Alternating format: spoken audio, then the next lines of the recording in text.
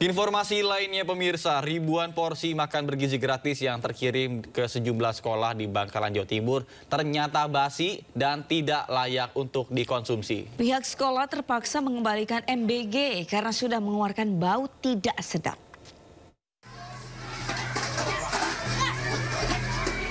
Diduga basi dan sudah mengeluarkan bau tak sedap, menu makanan bergizi gratis ini terpaksa ditumpuk begitu saja di SDN Melaja 2 Bangkalan.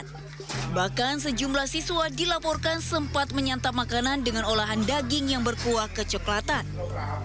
Mendengar keluhan ini, guru langsung memeriksa dan ternyata benar, ada salah satu menu yang sudah tidak layak konsumsi.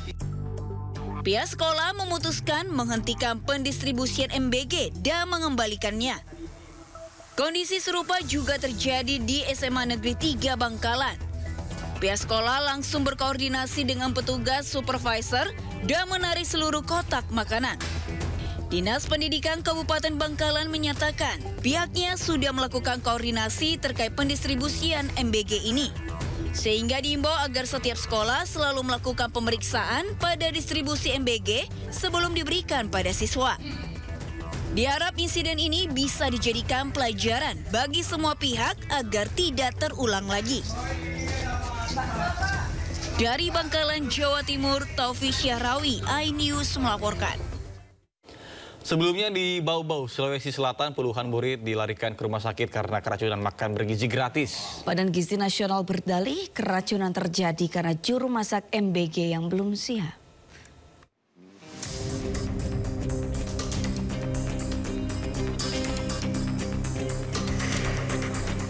Keracunan siswa usai menyantap menu makan bergizi gratis terjadi di sejumlah wilayah di Indonesia.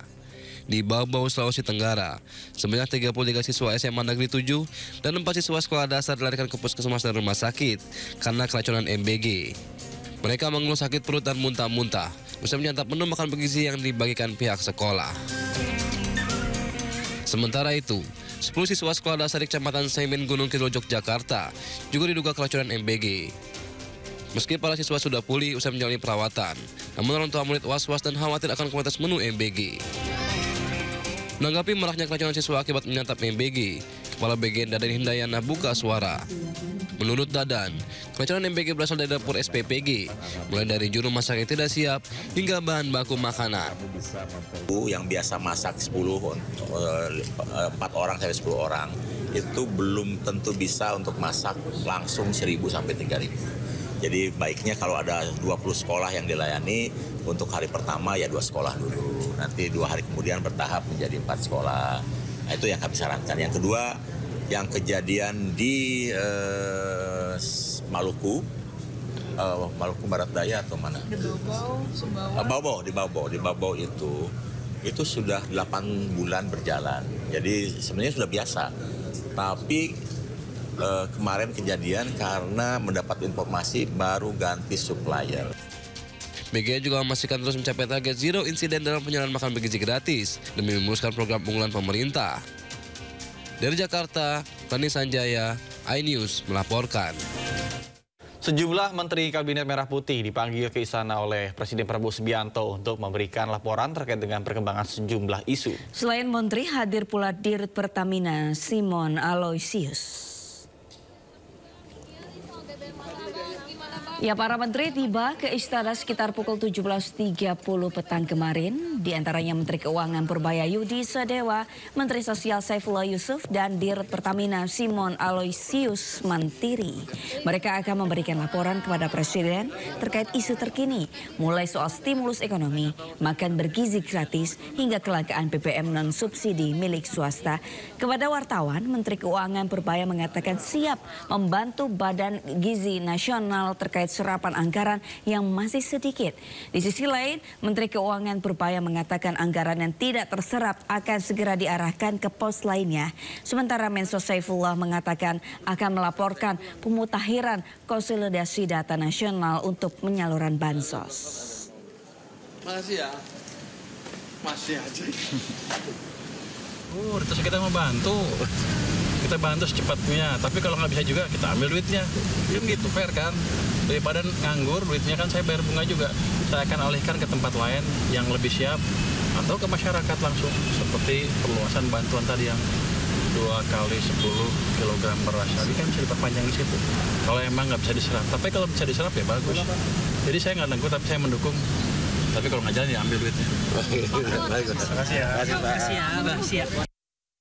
Bagi kementerian, lembaga maupun pemerintah daerah dalam melaksanakan program maupun menyalurkan program.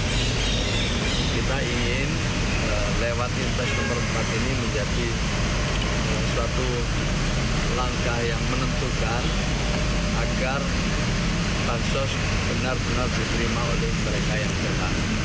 Apakah data ini sempurna? Belum. Perlu terus dilakukan pemutakhiran bersama pemerintah daerah utamanya, bersama lembaga dan kementerian yang lain. Mengapa? Karena setiap hari ada yang meninggal, setiap hari ada yang lahir, setiap hari ada yang menikah, setiap hari ada yang pindah tempat.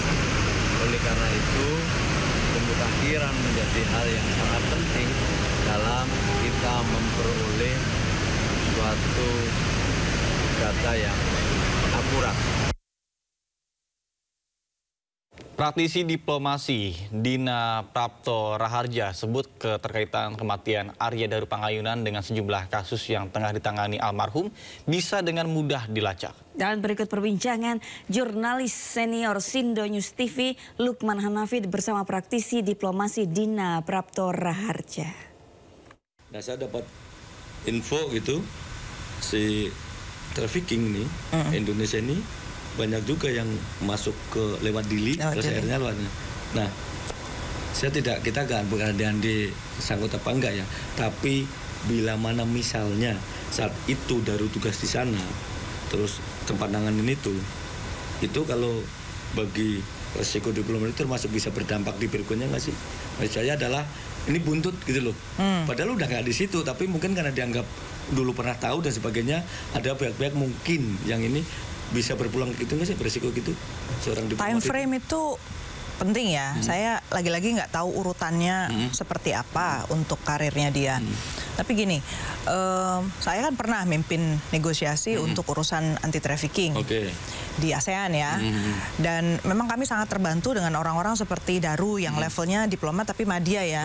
Yang dulu saya punya tim sendiri tuh yang kerjaannya mengumpulkan informasi, kemudian membantu saya menyusun kegiatan gitu kan. Dan tapi biasanya kami punya orang-orang lapangan yang memang penduduk setempat lah, yang ikut membantu kita mengumpulkan informasi atau bahkan kalau ini memberitahu kalau ada satu risiko tertentu buat orang Indonesia di tempat tertentu gitu. Jadi kami biasanya sangat menjaga relasi dengan orang-orang tersebut. Jadi sekali lagi kalau mau melacak sebenarnya gampang aja gitu. Kan bisa lingkar orang itu masih ada. Kalau saya punya grupnya untuk nangani trafficking gitu kan. Dan lingkar itu nggak banyak kok orang yang ngurusin kayak gitu. Artinya bisa ditanya gitu loh, apa memang masih terkait hubungannya. Jadi sekali lagi kalau mau investigasi dengan tuntas, itu ya dilacak semuanya lah, gitu ada kaitannya atau tidak. Biasanya sih kalau di Kemlu satu udah selesai, dia misalnya pindah ke direktorat yang lain ya dia udah nggak ngurusin tuh. Kecuali kalau Daru udah pernah beberapa kali gitu ya, seperti ya pimpinannya beliau lah. Pak Yuda itu sering banget itu penempatannya urusan perlindungan WNI kan. Artinya dia udah dipercaya betul punya kompetensi, keahlian untuk ngurusin yang kayak gitu kan. Nah orang kayak beliau tuh biasanya jaringannya udah